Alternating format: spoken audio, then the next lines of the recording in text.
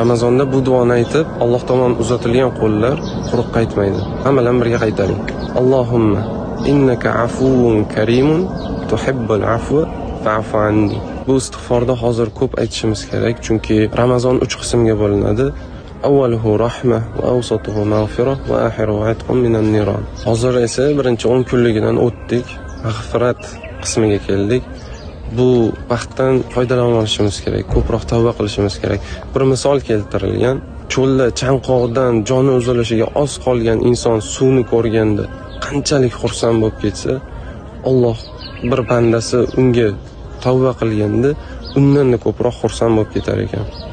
Shuning uchun tavbani ko'paytirishimiz kerak, chunki bir o'ylab ko'ring, qiyomatda hatto yuzimizga qaramasdan qochib ketadigan odamlarni xursand qilish bilan umrimiz o'tib ketyapti. Tug'ilganimizdan hozirgacha rizqimizni berib kelib turgan, yuragimizni har bir urishiga ruxsat berib turgan zotni xursand qilishimiz kerak emasmi undan ko'ra? Va bir narsani iltimos qilib qolaman, bu videoni yaqinlaringizga yuborib qo'ying, chunki payg'ambarimiz sollallohu alayhi vasallamning hadislari bor.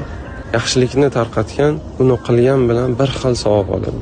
Shuning uchun yaxshilikni tarqatsangiz, agar ular siz sababli shu duoni aytsalar, sizga savobi kelib turadi inshaalloh.